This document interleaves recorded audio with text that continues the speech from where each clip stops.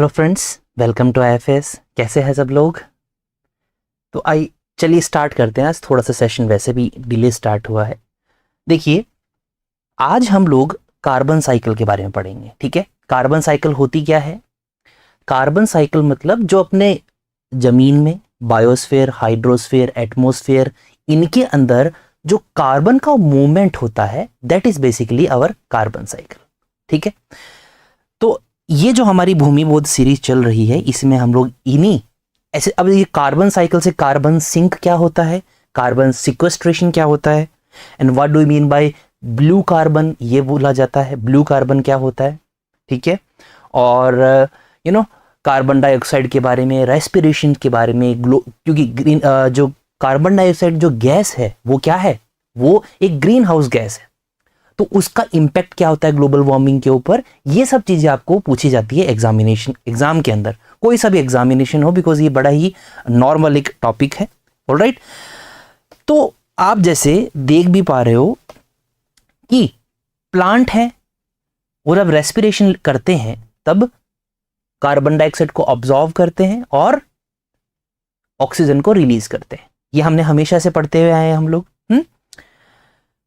Photosynthesis के माध्यम से, फोटोसिंथेसिस जो प्रोसेस होती है जिससे कि प्लांट सनलाइट और वाटर के द्वारा, पानी और सनलाइट के द्वारा जो है अपना खाना बनाता है। और बाई प्रोडक्ट क्या होते हैं फोटोसिंथेसिस के? ऑक्सीजन और ग्लूकोज। ग्लूकोज वो उसको एनर्जी बनाए रखने के लिए इंपॉर्टेंट है। आप समझ रहे हो? मतलब पानी और जो सनलाइट होती है उससे प्लांट ने खाना बना लिया। ठीक है, अब खाना बनाने के बाद में क्या होता है? दो चीज होगी, ऑक्सीजन होगी, वो तो पत्तियों के माध्यम से एटमॉस्फेयर में चली जाएगी, जो हम लोग रेस्पायर करते हैं, प्लांट्स, एनिमल, बर्ड्स, सारी की सारी जो लिविंग ऑर्गेनिजम्स हैं वो। और दूसरा क्या होगा? दूसरा ग्लूकोज रिलीज होगा। और ग्लूकोज जैसे कि हम जो फ्रूट्स खाते हैं उनमें ग्लूकोज होता है। जो प्लांट्स अपने लिए एनर्जी के लिए जो चीज बचा के रखते हैं उस कंपाउंड को ग्लूकोज कहा जाता है। ठीक है, तो ये समझ में आया? तो बेसिकली फोटोसिंथेसिस, फिर बाद में ये एक प्रोसेस जो है इसे कार्बन साइकिल के नाम से बोला जाता है। कार्बन डाइऑक्साइड जैसे डीके ऑर्गेनिजम्स, ये आप देख पा रहे हो डीके, जब भी कोई ऑर्गेनिज्म की डेथ हो जाती है, वो मर जाता है, तब जो डिकम्पोजिसर्स होते हैं, जो ट्रॉपिक लेवल में मैंने आपको पढ़ाया था, प्रोड्यूसर्स, कार्निवोरस, हर्बीवोरस, ये सब पढ़ा था ना हम लोगों ने। तो जो डीके ऑर्गेनिजम्स होते हैं, जब वो उसको ईट अप करते हैं, जब उसको फिनिश करते हैं, तब उनको डिकम्पोजिसर्स कहा जाता है। और जब डिकम्पोजिशन में कार्बन डाइऑक्साइड रिलीज होती है, क्या होती है? कार्बन डाइऑक्साइड रिलीज होती है। तो ये कुछ माध्यम है कि इनके द्वारा कार्बन एटमॉस्फेयर में, जैसे प्लांट्स ने ले लिया, और रिलीज किस किस द्वारा होता है? Decay organisms, okay, animal respiration, alright, combustion के माध्यम से। घर, छोटा सा घर दिख रहा है, मतलब यहां पर हम लोग जो लकड़ी वगैरह जलाते हैं वो कंबंशन में आता है, इस तरह से। तो अगर हम लोग इसकी डेफिनेशन के ऊपर जाएं, इसके नोट्स के ऊपर जाएं, तो वो क्या होगा? ये है। तो कार्बन साइकिल क्या हुई? Carbon cycle is a natural and continuous process. क्या है? कार्बन साइकिल नेचुरल और कंटिन्यूअस प्रोसेस है, चलती रहती है। क्या डिस्क्राइब करती है? ये डिस्क्राइब करती है क्या? Movement and exchange of carbon compounds. जो कार्बन कंपाउंड्स होते हैं हमारे, कार्बन डाइऑक्साइड, हाइड्रोकार्बन्स, इनका मूवमेंट और इनका एक्सचेंज होना, ये तय करती है कार्बन साइकिल। ठीक है, कहां पर होती है carbon? Atmosphere, biosphere, hydrosphere, geosphere and pedosphere. Pedosphere क्या? जो सॉइल के अंदर जो सर्कुलेशन होता है उसे पेडोस्फेयर कह देते हैं। तो बेसिकली यहां कार्बन का मूवमेंट और एक्सचेंज होना कार्बन साइकिल कहलाता है। इस प्रोसेस के अंदर कौन कौन सी प्रोसेस होती है? कार्बन जो साइकिल होती है उसमें कौन कौन सी प्रोसेस होती है? उसके अंदर होती है फोटोसिंथेसिस, रेस्पिरेशन, डिकम्पोजिशन और लिविंग ऑर्गेनिजम्स के बीच में कार्बन का आदान प्रदान होना। ये कमरे कार्बन साइकिल में आ जाता है। तो this is for important for your notes. आप इसके सिनॉप्सिस बना सकते हैं, इसलिए मैं लिख के लाता हूं। ठीक है, चलो आगे बढ़ते हैं। इसकी पीडीएफ आपको मिल जाएगी ना, तब जब रिवाइज करोगे आप तो ये काम आएगा आपके। आगे बढ़ते हैं अपन। इससे पहले, कार्बन साइकिल से पहले हम लोगों ने ना वाटर साइकिल के बारे में पढ़ा था। तो जो प्रीवियस लेक्चर था हमारा, आप लोगों ने देखा उसको जाकर घर में। तो वाटर साइकिल बेसिकली, थोड़ा सा इसको 30 सेकंड में रिवाइज कर लेते हैं कि वाटर साइकिल इवोपरेशन होता है, कंडेंसेशन होता है और प्रेसिपिटेशन होता है, और यहां पर स्टोरेज होती है। तो ये अपनी पूरी वाटर साइकिल कहलाती है। ठीक है, जब ये वाटर साइकिल होती है तब हीट रिलीज होती है और हीट ली जाती है। हीट को ऑब्जॉर्व किया जाता है और हीट को रिलीज किया जाता है। तो जब आइस सॉलिड से लिक्विड में चेंज होगा पानी, या फिर लिक्विड से वेपर में चेंज होगा, तब हीट विल बी टेकन, ली जाएगी हीट। और जब वेपर से लिक्विड में चेंज होगा और लिक्विड से आइस में चेंज होगा, तो हीट जो है वो रिलीज की जाएगी। क्या हो जाएगी? हीट रिलीज होगी। तो ये जो हीट रिलीज होती है और जो ली जाती है, इसे कहा जाता है लेटेंट हीट। लेटेंट हीट, ठीक है, ये हम लोगों ने पढ़ा था। चार वाटर साइकिल के चार मेन पार्ट होते हैं: इवेपोरेशन, कंडेंसेशन, प्रेसिपिटेशन और कलेक्शन। ट्रांसपिरेशन के मैंने आपके बारे में बताया था। जो हम लोग पढ़ रहे हैं कार्बन साइकिल, वो एक तरह से इसमें भी एक पूछा जा सकता है आपको कि ट्रांसपिरेशन क्या होता है। तो जो बच्चे लाइव देख रहे हैं सेशन को जरूर लाइक कीजिए, चैनल को सब्सक्राइब कर लीजिए। इसी तरह की चीजें जो एग्जाम पॉइंट ऑफ व्यू से इंपॉर्टेंट है और आसान भाषा में आईएफएस पर आपको यहां पर समझाया जाता है। ठीक है, चलिए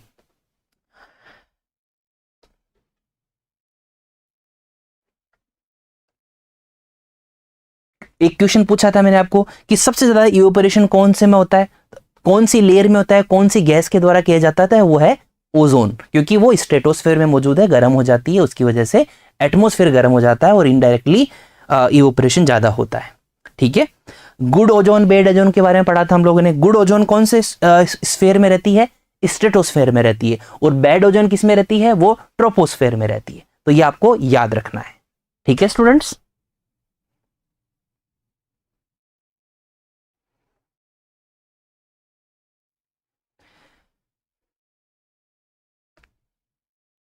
क्लाउड सीडिंग के बारे में पढ़ा था कि जो सिल्वर आयोडाइड के जो पार्टिकल्स हैं वो इसमें इंजेक्ट किए जाते हैं तो क्लाउड सीडिंग हो जाती है। आर्टिफिशियल रेन भी बोला जाता है इसको।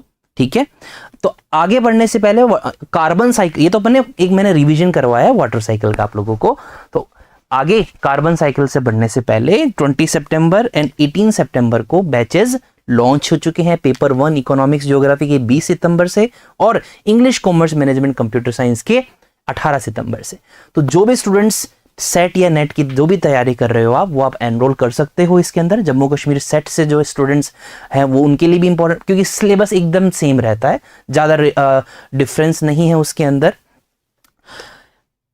अपार्ट फ्रॉम इट आरपीएससी के भी बैचेज लॉन्च हैं आईएफएस के द्वारा, 4 सितंबर से लॉन्च किए गए थे और अभी तक वो चल रहे हैं। तो जो बच्चे अभी तैयारी करने की सोच रहे हैं वो कर सकते हो आप, है ना। अभी टाइम है, आरपीएससी के द्वारा अक्टूबर में एग्जाम होनी थी, पर अभी थोड़ा नहीं है आइडिया कि like when they are going to do it. So you have opportunity to start your examination, to enhance your examinations. Now let's resume our carbon cycle. So what are the steps in carbon cycle? क्या क्या step होते हैं? ठीक है, सबसे पहला जो step होता है वो है अपना फोटोसिंथेसिस। क्या है स्टूडेंट्स? पहला स्टेप क्या होता है? पहला स्टेप होता है फोटोसिंथेसिस। क्या प्रोसेस होती है? Photosynthesis is the process by which plants, algae and some bacteria use sunlight को यूज करते हैं। Are you able to see? Sunlight को यूज करके, कार्बन डाइऑक्साइड को यूज करके और पानी को यूज करके क्या प्रोड्यूस करते हैं? ऑर्गेनिक कंपाउंड्स जैसे कि ग्लूकोज और ऑक्सीजन को एक्सक्रीट करते हैं। ठीक है, बाई प्रोडक्ट, जो फोटोसिंथेसिस का जो बाई प्रोडक्ट होता है वो ये दो चीजें होती हैं, ऑर्गेनिक कंपाउंड्स जैसे कि ग्लूकोज और ऑक्सीजन। तो पहला स्टेप होता है हमारा कार्बन साइकिल का ये वाला। इसमें क्या हुआ? इसमें जो भी मतलब इन्वायरमेंट के अंदर कार्बन डाइऑक्साइड थी उसको क्या किया गया? उसको प्लांट्स के द्वारा ले लिया गया। एक तरह से वैक्यूम क्लीनिंग हो गई। जो भी बाहर कार्बन डाइऑक्साइड थी, पानी के अंदर कार्बन डाइऑक्साइड और हवा के अंदर जो कार्बन डाइऑक्साइड थी वो क्या कर लिया? प्लांट्स ने कंज्यूम कर लिया। आई बात समझ में? तो ये है अपनी है first stage of carbon cycle. फिर आती है अपनी second stage students. Second stage is decomposition. Decomposition क्या होता है? Process by which dead organic matter is broken down by micro organisms, मतलब माइक्रो ऑर्गेनिजम्स के द्वारा जो डेड ऑर्गेनिक मैटर है, आज जैसे मान लो ये चिकन है और ये जैसे गाय है, इनकी किन्हीं कारणवश आपको पता नेचुरल प्रोसेस है, इनकी डेथ होगी, तो ये जब डेड हो जाएंगे तब माइक्रो ऑर्गेनिजम्स इनके ऊपर काम करना स्टार्ट करेंगे। ओके, माइक्रो ऑर्गेनिजम्स को ब्रोक डाउन करेंगे अलग अलग न्यूट्रिएंट्स के अंदर, और जब ये प्रोसेस होगी तब क्या होगा स्टूडेंट्स, तब कार्बन डाइऑक्साइड रिलीज होगी या फिर मीथेन रिलीज होगी एज ए बाई प्रोडक्ट। ठीक है, तो डिकम्पोजिशन के अंदर बाई प्रोडक्ट क्या होता है, कार्बन डाइऑक्साइड होता है या फिर मीथेन होता है। तो आपको पूछ लिया जाएगा एग्जामिनेशन के अंदर कि फोटोसिंथेसिस के अंदर बाई प्रोडक्ट क्या होते हैं, वो होते हैं ऑर्गेनिक कंपाउंड्स, ग्लूकोज और ऑक्सीजन, और डिकम्पोजिशन के अंदर बाई प्रोडक्ट क्या होता है, वो होता है कार्बन डाइऑक्साइड या फिर मीथेन। ओके, अब क्या हुआ, जब फोटोसिंथेसिस के द्वारा जब प्लांट ने CO2 लिया था, अब जब प्लांट डेड हो जाता है तो वही CO2 कार्बन जो था वो वापस एटमॉस्फेयर में रिलीज कर दिया गया। ठीक है, एक तो कार्बन डाइऑक्साइड के माध्यम से रिलीज कर दिया, दूसरा जो ऑर्गेनिक मैटर इन्वायरमेंट में मिक्स हो गया, सॉइल में मिक्स हो गया, तो वो भी एक तरीका है। जैसे ना इसके अंदर मान लो यहीं पर डेड हो जाए तो जो मिनरल्स हैं, जो न्यूट्रिएंट्स हैं, वो भी इसके अंदर यहां पर मिक्स हो जाएंगे। तो बेसिकली इस तरह से उसमें लिया गया था, इसमें दे दिया गया, तो समझ रहे हो, अब ये साइकिल बन गया। तीसरा स्टेज होता है अपना स्टूडेंट्स, अपना रेस्पिरेशन। हम लोग रेस्पायर कर रहे हैं, जैसे ऑक्सीजन रेस्पिरेशन कर रहे हैं, गाय है वो O2 ले रही है, और ये दोनों कार्बन डाइऑक्साइड को निकाल रहे हैं, ठीक है, रिलीज कर रहे हैं। The biological process by which living organisms exchange gases. Respiration का फुल मतलब क्या है, ये एक ऐसी बायोलॉजिकल प्रोसेस है जिससे कि जो ऑर्गेनिजम्स हैं, मतलब जैसे कि एनिमल्स एंड ह्यूमंस, वो प्लांट के साथ में एक्सचेंज करते हैं कि आप हमें कार्बन डाइऑक्साइड दो, प्लांट ऐसे कहता है, और हम लोग आपको, ह्यूमन एनिमल्स, हम लोग आपको कार्बन डाइऑक्साइड देंगे, आप हमें ऑक्सीजन दे दिए। तो this is a exchange between,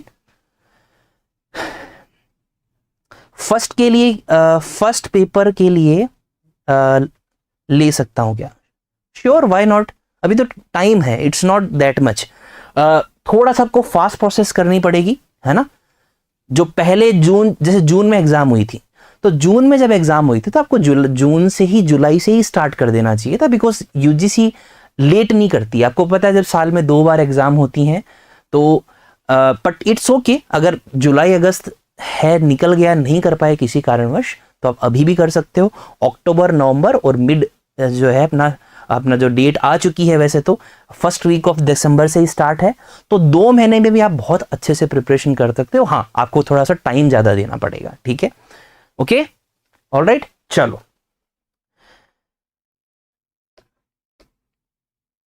first paper है वो इतना हार्ड नहीं होता। If you have the command on paper 2 then paper 1 won't take much time, है ना। मैं ये थोड़ा एक्सपीरियंस से भी कह सकता हूँ ये चीज कि अपन थोड़ा सा दिन में अगर 7-8 घंटे रोज लगातार 2 महीने तक पढ़े तो आराम से अचीवेबल है। चलिए, उसके बाद में स्टूडेंट जो लास्ट प्रोसेस होती है अपनी कार्बन साइकिल की, वो होती है कंबशन। कंबशन जैसे मान लो कि देखो ये है, फॉरेस्ट के अंदर आग लग गई है, किसी वाइल्ड फायर्स जिसको बोलते हैं, these are called wild Fyers.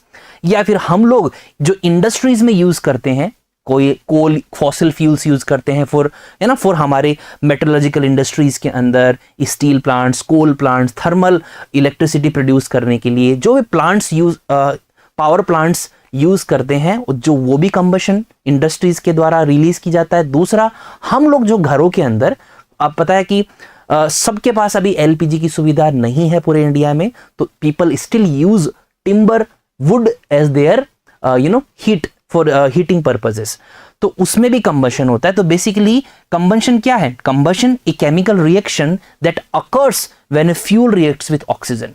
ये अपने पीपल डेवलपमेंट एनवायरनमेंट के लिए, top people development in environment जो पेपर 1 के अंदर यूनिट है, उसके लिए भी ये जरूरी है, और ज्योग्राफी में भी आता है।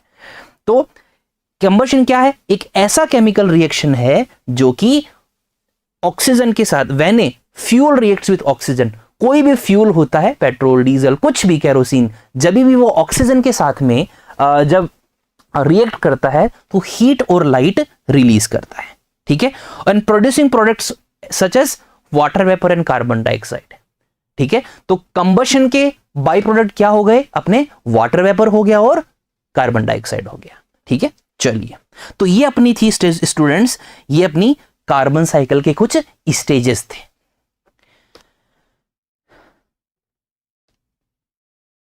ये देखो, ये तो दिखा रहा है कि एनर्जी, प्लांट ने एनर्जी ली, कार्बन डाइऑक्साइड लिया, वाटर लिया और उधर से ऑक्सीजन रिलीज हो गई और ग्लूकोज बन गया। ग्लूकोज, ये ग्लूकोज जैसे हमने फ्रूट्स हो गया, हम लोग जो ईट करते हैं फ्रूट्स वगैरह, क्रॉप्स वगैरह, ये सब चीजें होती। तो this is carbon cycle steps. सबसे पहला अपना जो स्टेप होता है कार्बन साइकिल में, उसमें क्या होता है, प्लांट्स जो हैं वो ग्रैब करते हैं किसको, कार्बन को। Plants take in carbon dioxide from the air through the openings in their leaves. इनकी जो लीव्स होती हैं, इनके अंदर जो ओपनिंग्स होती है, इसके अंदर वो लोग क्या करते हैं, कार्बन डाइऑक्साइड ले लेते हैं। क्लास, मेरी क्लास 10 से 11 होगी, ठीक है, मेरा फिक्स्ड है, I am the geography faculty, तो ज्योग्राफी का तो रोज होता है 10 से 11।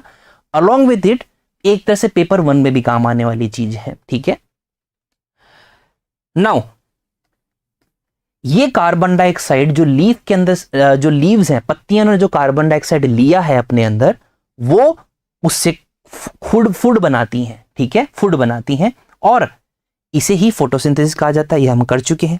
दूसरा स्टेप क्या होता है, when animals eat these plants. अब ये प्लांट्स हैं, पूरी तरह से खाना वाना बन चुका है। ठीक है, अब जब ये पत्तियां, जब इसके बाद कोई फ्रूट्स हैं, फ्लावर्स हैं, इस प्लांट को जब एनिमल खाएगा, तब क्या होगा, जो भी कार्बन पत्तियों में स्टोर था, जो भी ग्लूकोज अपने फ्रूट्स में स्टोर था, वो सारा का सारा किसी में चला जाएगा, वो चला जाएगा एनिमल्स के अंदर। आई बात समझ में? इसी को कहते हैं ट्रॉपिक लेवल्स। ये जो प्लांट्स को जब एनिमल ने खाया, प्लांट्स कहते प्रोड्यूसर्स थे, एनिमल्स क्या है, एनिमल्स हैं प्राइमरी कंज्यूमर्स। ठीक है, क्या बोलते हैं, हर्बीवोरस। जो इसको खाने वाले जो है उसको बोलते हैं हम लोग हर्बीवोरस। तो बेसिकली इसके अंदर जो कार्बन था वो एनिमल्स के पेट में चला गया, मानते हो, और वो धीरे धीरे एक्यूमुलेट होगा। कितनी परसेंट हीट ट्रांसफर होगी, ओनली 10% हीट है, बायोमास है, वो ट्रांसफर होगा ऊपर की तरफ। अगर इसके अंदर 100 कैलोरी थी, तो जब एनिमल उसको खाएगा तो सिर्फ 10 कैलोरी ही उसके पास जाएगी, और जब एनिमल को कोई खाएगा तो उसके पास सिर्फ 1 कैलोरी जाएगी। ये मैंने एग्जांपल लिया है, 10% कैलोरी ही ऊपर की तरफ ट्रांसफर होती है। That is called our ecosystem pyramid, जिसकी क्लास हो चुकी है, आप प्लेलिस्ट में जाकर देख सकते हो। ठीक है, चलिए, अब ये जो कार्बन था ये अपने एनिमल्स का बॉडी का पार्ट बन गया। अब समझ में आ रहा है कार्बन साइकिल किस तरह से एक एक प्लांट से दूसरे एनिमल्स तक पहुंच रही है, ये मैं बताने का प्रयास कर रहा हूं आपको। थर्ड जो है अपना, ये देखो, ये अपन कर चुके हैं कि कार्बन डाइऑक्साइड, पानी, सनलाइट और क्लोरोफिल के माध्यम से जो चीज बनती है वो ये बनती है। तो अगर आपको ग्लूकोज या शुगर का फॉर्मूला पूछ लिया जाएगा एग्जाम में, क्योंकि सबको पता है कि ग्लूकोज निकलता है, ग्लूकोज निकलता है, but what is the formula of glucose, this is the sugar formula. तो ये आपको याद रखना है, C6H12O6। ऑलराइट, इसी तरह से आपकी प्रिपरेशन जो है वो पक्की होती है अगर हम लोग डिटेल में पढ़ें। अगर अब जैसे ये आपने जान लिया ना, इसके बाद में कुछ जानने की जरूरत नहीं है, दैट्स इट, हो गया अपना काम। तो ये अब एक तरह से फोटोसिंथेसिस का इक्वेशन है। क्या है ये फोटोसिंथेसिस का इक्वेशन है। तो आपको पूछ लें which one of the following is the equation of photosynthesis, और 4 ऑप्शन दे दिए जाएंगे, आपको ये सही करके आना है। आगे बढ़ते हैं। तीसरा स्टेप क्या है कार्बन साइकिल में, as plants and animals live and eventually pass away their bodies decompose. पता है हमें, जब एनिमल्स और प्लांट जीवित रहते हैं, उसके बाद में वो जब चले जाते हैं तो उनकी बॉडी डिकम्पोज होती है, और इस प्रोसेस के अंदर जो भी उनके अंदर कार्बन स्टोर था वो रिलीज बैक हो जाता है in the form of carbon dioxide.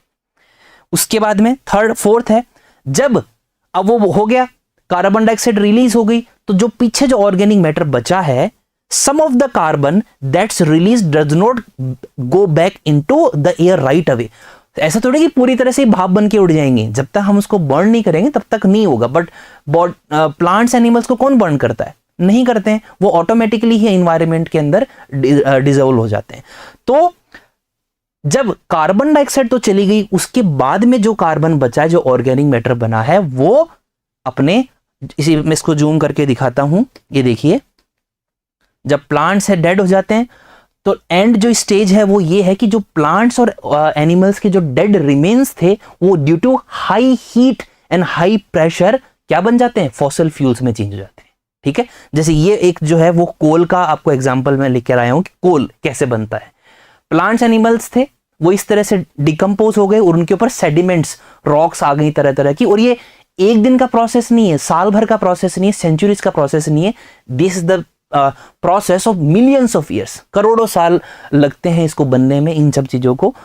तो कोल, पेट्रोलियम, नेचुरल गैस, ये सारी की सारी अपनी इस तरह से बनती है। ठीक है, तो एक तो जो कार्बन था वो कार्बन डाइऑक्साइड में निकल गया, और एक कार्बन है वो इस तरह से हमारे सामने मौजूद है। इसको हम लोग एक्सट्रैक्ट कर लेते हैं, यूज कर लेते हैं। और हम लोग क्या करते हैं फिर, humans people dig up, and जब हम इन फॉसिल फ्यूल्स को बर्न करते हैं तो इससे क्या निकलती है, कार्बन डाइऑक्साइड रिलीज हो जाती है। आई बात समझ में? तो समझ में आ रहा है क्या हुआ, जो प्लांट्स और एनिमल्स के अंदर जो कार्बन थी वो रिलीज हो गई वापस। दिस इज द कंप्रेहेंसिव जो हम लोग करते हैं पूरी तरह से। ये जो है जब आप नोट्स बनाएं, जब इसको रिवाइज करें, तो ये डायग्राम आप रेफर कर सकते हो, इसके अंदर सब तरह की चीजें लिखी हुई है। देखो किस किस तरह से कार्बन है वो अपने एटमॉस्फेयर में, अपने धरती के ऊपर एक्सचेंज होता है। ये सारे के सारे वही हैं।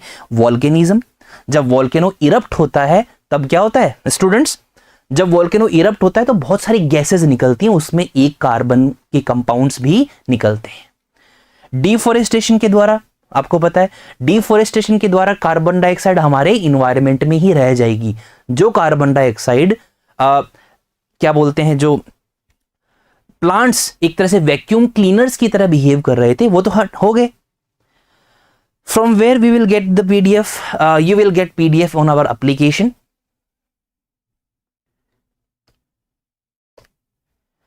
You will get this on our application, IFS। आप जब एप्लीकेशन डाउनलोड करेंगे और UGC नेट ज्योग्राफी सेलेक्ट करेंगे तो उसमें आपको ये दिखाई देगा।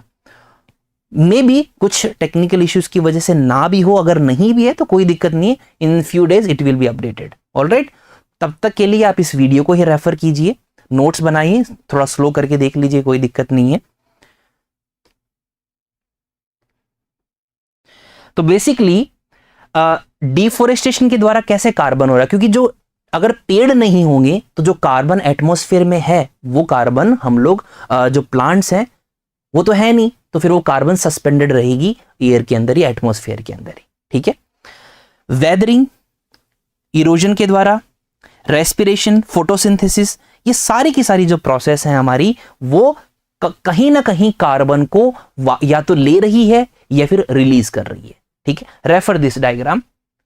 साइड में हो जाता हूं, आप स्क्रीनशॉट्स भी ले सकते हैं, कोई दिक्कत नहीं है। आगे बढ़ते हैं।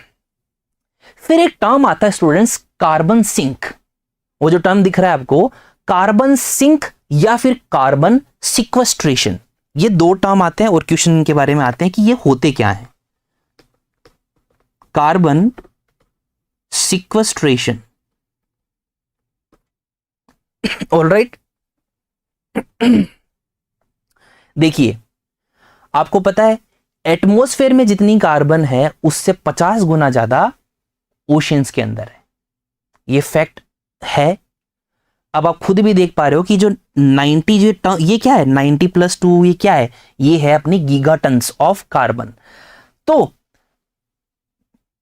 अपने ओशियन के अंदर जब कार्बन सिंक होती है, आपको पता है वाटर के अंदर गैसेस डिसॉल्व रहती है, तो वैसे ही जरूरी नहीं कि ऑक्सीजन ही डिसॉल्व हो, सब तरह की गैसेस डिसॉल्व होती हैं। वो तो एनिमल्स लेते हैं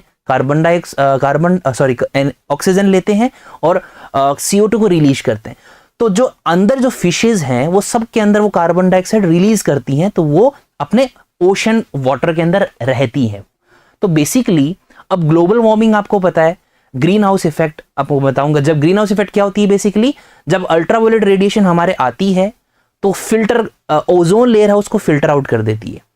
अब ओजोन लेयर आपको पता है वो भी डिप्लीट हो रही है, तो जो अल्ट्रावायलेट रेडिएशन आती है हमारे यहां पर, जब वो वापस जाती है धरती का हीट को मेंटेन करने के लिए, धरती उतना ही ऑब्जॉर्व करती है जितना उसको जरूरत हो। अल्ट्रावायलेट रेडिएशन आई, धरती ने उसको ऑब्जॉर्व किया, जो भी यूटिलाइजेशन था वो किया, प्लांट्स ने ले लिया, हम लोगों ने कंज्यूम कर लिया, उसके बाद में जो बची हुई हीट होती है उसको रेडिएट कर देती है धरती। ये प्रॉपर्टी है धरती की। किस फॉर्म में करती है रेडिएशन? इंफ्रारेड रेडिएशन के जो एमिशन होता है, एमिट करती है स्पेस में, वो इंफ्रारेड रेडिएशन के द्वारा होता है। अब जैसे ही ऊपर इंफ्रारेड रेडिएशन जाती है, वहां पर मौजूद है CO2, वहां पर ग्रीन हाउस गैस मौजूद है, CO2, सल्फर, नाइट्रस ऑक्साइड्स वगैरह मौजूद हैं, वाटर वेपर मौजूद है। वो कुछ जो इंफ्रारेड रेडिएशन होती है उन्हें ट्रैप कर कर वापस धरती पे भेज देते हैं। ये है हमारा ग्रीन हाउस इफेक्ट। इससे क्या होता है? हमारी धरती गर्म रहती है। प्रॉब्लम क्या है? जो भी मैंने ग्रीन हाउस इफेक्ट के जो आपको बोले हैं, कार्बन डाइऑक्साइड वगैरह और सल्फर ऑक्साइड्स, नाइट्रस ऑक्साइड्स, ये इंक्रीज हो रहे हैं डे बाय डे। इंक्रीज होने के कारण क्या हो रहा है? ज्यादा जो हीट है वो ट्रैप की जा रही है और ज्यादा हीट जो है हमारे धरती पर वापस रेडिएट की जा रही है। ठीक है, रिफ्लेक्ट की जा रही है बेसिकली वापस। उसकी वजह से क्या हो रहा है? उसकी वजह से हमारी धरती गर्म हो रही है। इसे ही कहा जाता है ग्लोबल वार्मिंग। और उस ग्लोबल वार्मिंग के चलते क्या हो रहा है स्टूडेंट्स? जो ओशन के अंदर जो कार्बन डाइऑक्साइड मिक्स हो रही है वो भी ज्यादा हो रही है। क्या हो रही है? ज्यादा हो रही है। तो अगर आपको सवाल पूछ लिया जाए कि कार्बन सिक्वेस्ट्रेशन या कार्बन सिंक के सबसे बड़ा सोर्स कौन सा है, तो वो आप कहोगे ओशियन है। क्या है? ओशियन है। सेकंड नंबर पर आता है फॉरेस्ट। ये क्वेश्चन आए हुए हैं एग्जामिनेशन के अंदर। तो आप देख पा रहे हो कि 90+2 लिखा हुआ है वहां पर। As you can see this is 90+2 and this is the 90। इसका मतलब होता है कि 90 गीगाटन, एग्जाम्पल है कि 90 गीगाटन ही कार्बन रिलीज किया जा रहा है और 92 गीगाटन है वो सिक्वेस्ट्रेट हो रहा है, सिंक हो रहा है हमारे किसके अंदर? ओशियंस के अंदर। एंड इससे प्रॉब्लम क्या होगी? इससे प्रॉब्लम ये है कि कार्बन डाइऑक्साइड की मात्रा ज्यादा बढ़ रही है। ठीक है, इसको कहा जाता है कार्बन सिंक। और जब कार्बन डाइऑक्साइड की मात्रा ओशियंस के अंदर ज्यादा होगी, उस प्रोसेस को कहा जाता है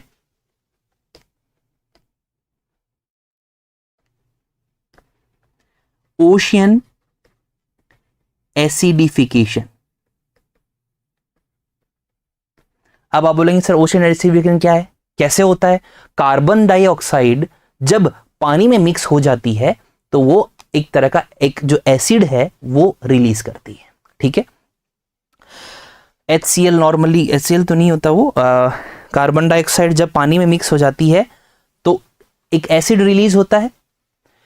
वो जो एसिड रिलीज होता है वो एक्वाटिक ऑर्गेनिजम्स जो होते हैं हमारे ओशन के अंदर निवास करने वाले जो ऑर्गेनिजम्स हैं, उनके शेल्स बने होते हैं CaCO3 से। नॉर्मली कैल्शियम कार्बोनेट से उनके जो है शेल्स बने होते हैं इस कंपाउंड से। अब वो जो ओशियन जो एसिड रिलीज हुआ था वो इसको ब्रेक डाउन करेगा। ठीक है, ये जो CaCO3 है इसको ब्रेक डाउन करेगा, उनकी शेल्स को तोड़ देगा, बेसिकली उनको वो डेड कर देगा उन ऑर्गेनिजम्स को। जैसे कोरल पॉलिप्स है, कोरल रीफ्स पता है आपको? कोरल रीफ्स के जो स्केलेटन्स होते हैं वो CaCO3 से बने होते हैं। अब ये CaCO3 उस एसिड के द्वारा इसमें कैल्शियम को अलग कर देता है। ठीक है, उसकी वजह से इनकी डेथ हो जाती है, कोरल रीफ्स की डेथ हो जाती है। और इसी तरह के और भी ऑर्गेनिजम्स हैं जो कि CaCO3 कैल्शियम कार्बोनेट उनके शेल्स बने होते हैं उसको ब्रेक डाउन कर देते हैं। इसी प्रोसेस को कहा जाता है ओशन एसिडिफिकेशन। और ये क्यों हो रहा है? कार्बन डाइऑक्साइड ज्यादा मिक्स हो रही है अपने ओशन वाटर्स के अंदर। ठीक है, ये है, तो इसे कार्बन सिंक कहा जाता है। I hope this is clear to all of you. ये देखो, ये अपने नोट्स पर्पस के लिए है कि marine animals convert carbon to calcium carbonate. जो मैराइन ऑर्गेनिजम्स होते हैं वो अपने जो कार्बन आया है उसको वो कैल्शियम कार्बोनेट में चेंज करते हैं और इससे क्या होता है? उनके हार्ड सेल्स बनते हैं। ओके, जैसे ऑयस्टर्स वगैरह, शंख देखा है ना, हम सब लोगों ने कलेक्शन भी करते हैं हम लोग शंख, तो वो क्या है? वो कैल्शियम कार्बोनेट के बने हुए हैं। जब ये ऑर्गेनिजम्स जिनके पास में कैल्शियम कार्बोनेट के शेल्स होते हैं वो जब मर जाते हैं तो उनकी बॉडी डिकम्पोज होती है और वो तो मर गए। उसके बाद में जो कैल्शियम कार्बोनेट पीछे रह गए ये एक्यूमुलेट हो जाते हैं कहां पर? ओशन के फ्लोर्स पर। आई बात समझ में? कैल्शियम कार्बोनेट के जो शेल्स थे वो एक्यूमुलेट हो जाते हैं ओशन फ्लोर्स के ऊपर और ये और ज्यादा इनको तोड़ा जाता है वेव्स के द्वारा। जब वेव्स को एक जगह से दूसरी जगह लेके जाएगी तो वो टूटेंगे। ओके, और इतने सारे जब सी फ्लोर पे चला जाएगा और इतना सारा पानी का प्रेशर है और इवेंचुअली वो सी फ्लोर स्प्रेडिंग के द्वारा या फिर टेक्टोनिक प्लेट्स में जैसे मान लो कोई वोल्केनिक इरप्शन हो गया या कुछ भी और रीजन की वजह से वो हाई प्रेशर और हीट में कांटेक्ट में आएगा तो उससे लाइमस्टोन का निर्माण होगा। ठीक है, लाइमस्टोन ऐसे बनता है। ये जो पूरी प्रोसेस है ये लाइमस्टोन बनने की, तो एग्जाम्पल पूछा आपको जा सकता है, याद रखिएगा। जब ये लाइमस्टोन एयर के एक्सपोजर में आता है तो ये क्या होता है, वेदरिंग हो जाती है इसकी। वेदरिंग मतलब टूटना स्टार्ट हो जाता है। और इसके अंदर जो कार्बन थी, लाइमस्टोन के अंदर कार्बन कहां से आई, क्योंकि ये कैल्शियम कार्बोनेट से बना हुआ है। समझ में आया?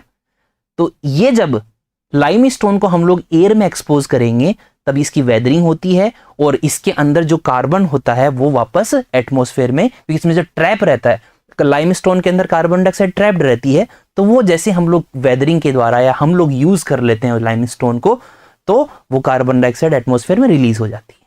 ठीक है, लाइमस्टोन हमने भी देखा है कि पानी के कांटेक्ट में आते ही कैसे एकदम गरम गरम हीट निकलती है, बुलबुले उठने लग जाते हैं। तो वो क्या, वो बुलबुले क्या है, वो कार्बन डाइऑक्साइड ही एटमॉस्फेयर में रिलीज हो रही है। ठीक है, फिर एक टर्म आती है students, blue carbon. Blue carbon क्या होती है? बेसिकली जो कार्बन डाइऑक्साइड ओशन के अंदर मिक्स होती है उसे ही अपने ब्लू कार्बन कहा जाता है। और बायोलॉजिकल पंप क्या होता है?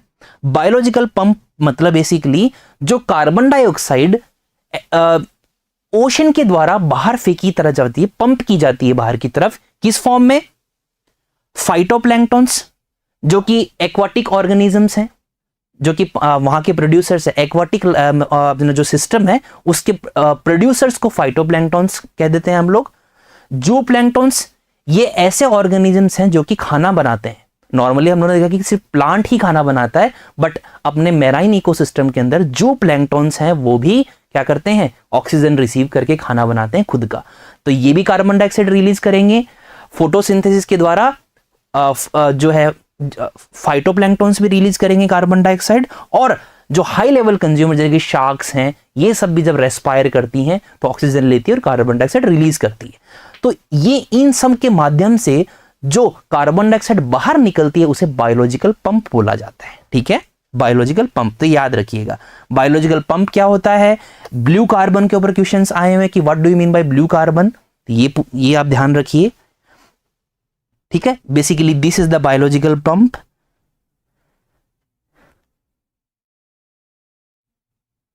कि कार्बन सिक्वेस्ट्रेशन हो गया, उसके बाद में कार्बन कंज्यूम हो गया और फिर इसको रिलीज कर दिया गया।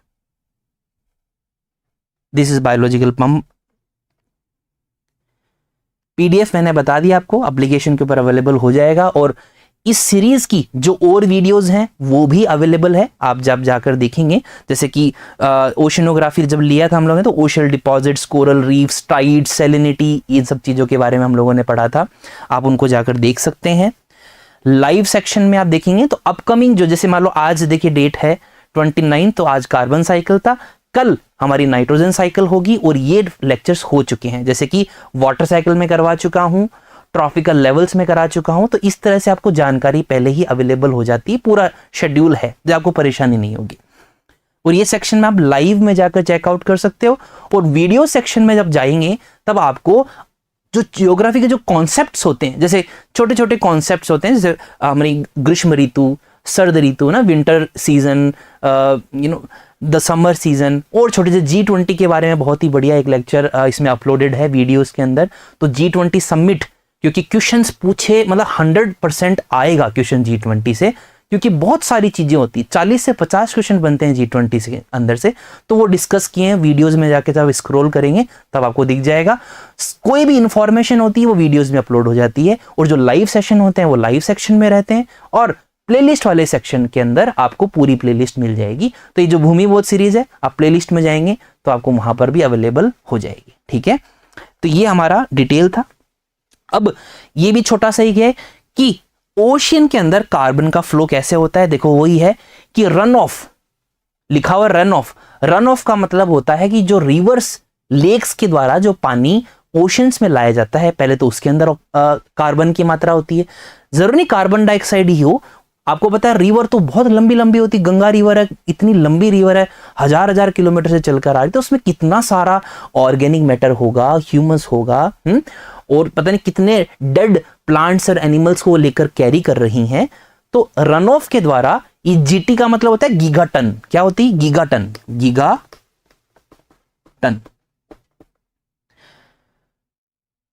तो ये बेसिकली ये इस डायग्राम को आप रेफर कर सकते हो कि किस तरह से ओशन के अंदर कार्बन का आदान प्रदान होता है। ये बस वही है एक्स्ट्रा अपने समझने के पर्पज के लिए मैंने इसमें डाला था। फिर एक टर्म आती है स्टूडेंट, कार्बन डाइऑक्साइड बजट। ये क्या होता है, कभी सुना है इसके बारे में? तो बेसिकली ये जो डायग्राम आपके सामने ये दिखा रहा है कि अर्थ के सिस्टम के अंदर कार्बन डाइऑक्साइड कैसे मूव करती है। ठीक है, ये वाला था, ये तो ओशन वाटर्स में कैसे मूव करती है, and this is about our full अपना लैंड प्लस ओशन दोनों के अंदर। तो आप जब इसको नोटिस करेंगे स्टूडेंट, तब देखो सब क्या 4.3, किसी में 2.6, 0.9, 8.9, 2.9 ये लिखा हुआ है। सबसे ज्यादा ऑक्सीजन किसके द्वारा रिलीज की जा रही है? हमारे फॉसिल फ्यूल्स के द्वारा। 8.9 दिख रहा है आपको, दिस इज द यूनिट। तो इससे आप पता लगा पा रहे हो कि फॉसिल फ्यूल्स सबसे ज्यादा कंट्रीब्यूट करते हैं कार्बन डाइऑक्साइड रिलीज करने में हमारे अर्थ के ऊपर। सेकेंड नंबर पे कौन सी आती है? Atmospheric growth, atmospheric. ठीक है, तो ये बजट है कि किस तरह से कितना आदान प्रदान होता है कार्बन का अपने एटमॉस्फेयर के अंदर, इन्वायरमेंट के अंदर। इसको आप रेफर कर सकते हो।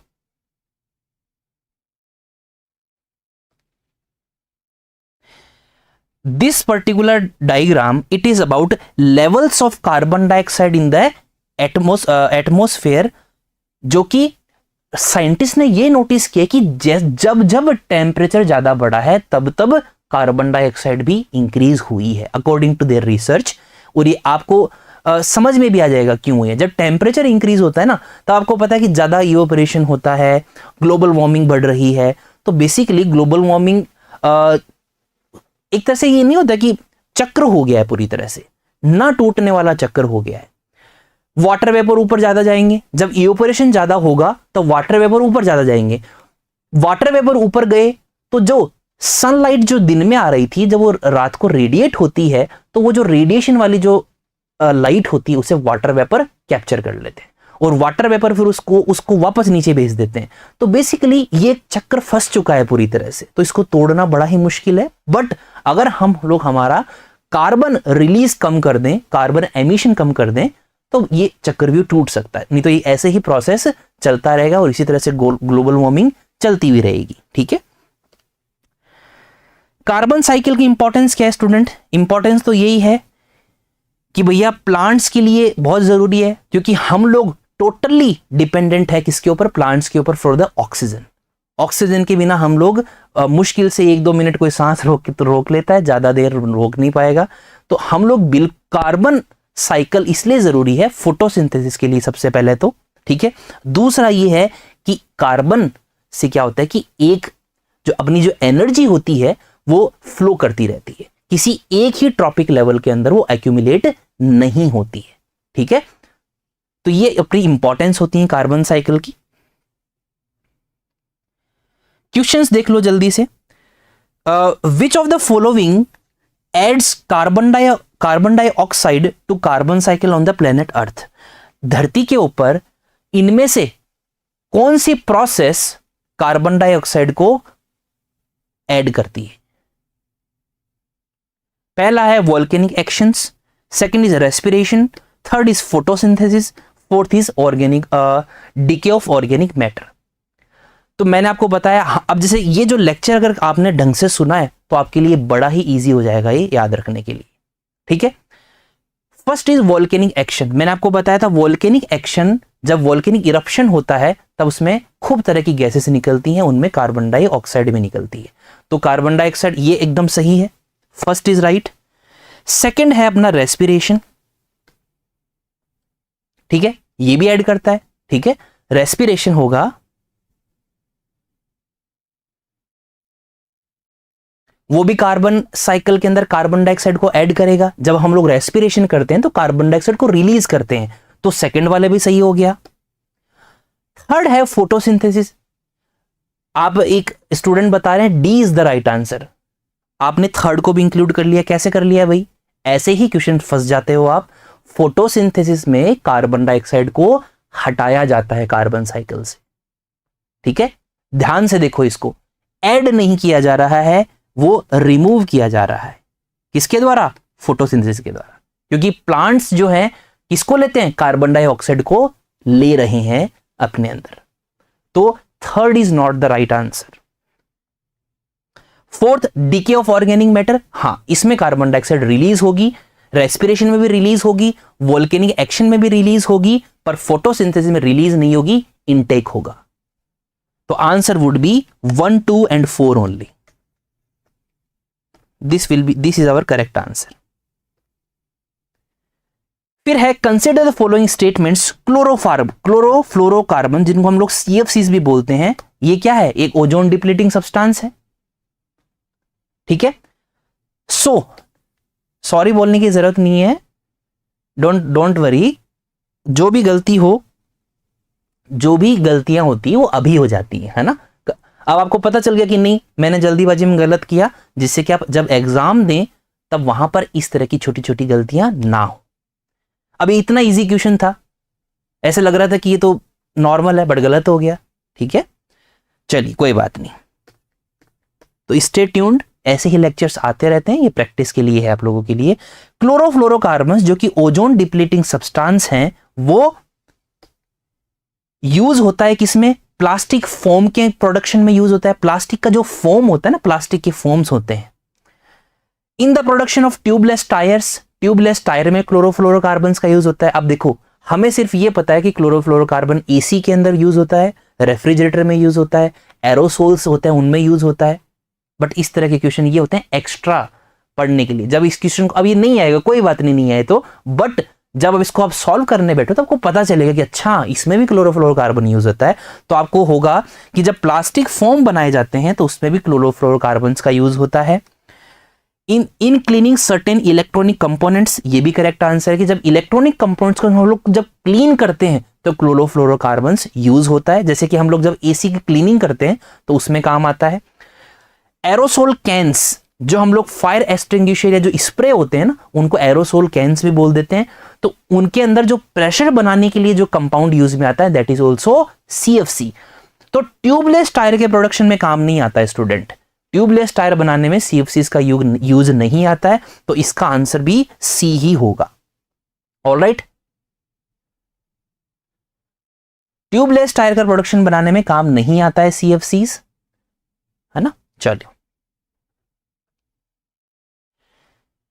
ये जो प्रीवियस क्वेश्चन था, इसमें बिल्कुल डीमोटिवेट होने की जरूरत नहीं है। ऐसे क्वेश्चंस हैं वो नॉर्मली नहीं पता होते, कोई दिक्कत नहीं है ना? ये आपकी जानकारी के लिए, नया चीज पता चल गई ना आज, तो इसको याद कर लो बस, क्योंकि हर क्वेश्चन आना जरूरी नहीं है। What is the majority of carbon stored in carbon cycle on earth? Carbon cycle जो अर्थ के ऊपर चल रही है, तो ज्यादातर जो कार्बन है वो कहां पर स्टोर है? एटमॉस्फेयर, ओजोन, ओशियंस, प्लांट्स या फिर सोयल। तो मैंने आपको बताया था कि सबसे ज्यादा जो कार्बन स्टोर होता है वो ओशियंस में होता है, आपको बताया था ना? तो इसका आंसर होगा oceans. Which process in carbon cycle involves the release of carbon dioxide into the atmosphere by living organisms? जो हम लिविंग ऑर्गेनिजम्स हैं, तो हम किस प्रोसेस के द्वारा कार्बन डाइऑक्साइड को रिलीज करते हैं? The answer would B respiration, क्योंकि फोटोसिंथेसिस तो अपने रेस्पिरेशन के माध्यम से, ठीक है ना? फोटोसिंथेसिस नहीं, फोटोसिंथेसिस तो कार्बन हटती है, कार्बन डाइऑक्साइड रिलीज नहीं होती है। डिकम्पोजिशन हमारा काम नहीं है, डिकम्पोजिशन का काम है, रिलीज तो होती है। ये तीनों चीजें रिलीज करती हैं कार्बन डाइऑक्साइड को, कंपोजिशन, कंबंशन, रेस्पिरेशन, ये तीनों होता है। बट डिकम्पोजिशन और कंबंशन है वो और माध्यम से भी, जैसे प्लांट्स में आग लग गई है ना, वाइल्ड फायर हो गया, तो वो तो अपनी गलती नहीं थी, है ना? तो वो कंबशन में ही आता है। तो बेसिकली सबसे जो एक्यूरेट आंसर है दैट इज रेस्पिरेशन। और अगर आपको इस तरह से आ जाए BCD, तब आप करके आ सकते हो ये वाला ऑप्शन, है ना। चलिए, what is the primary source of carbon for plants during photosynthesis? Soil, water, sunlight या फिर एटमॉस्फेयर? कार्बन का प्राइमरी सोर्स क्या है प्लांट्स के लिए? जब वो लोग फोटोसिंथेसिस को मतलब फोटोसिंथेसिस जब वो करते हैं तब पूछा गया। इसका आंसर क्या होगा स्टूडेंट्स, बताइए।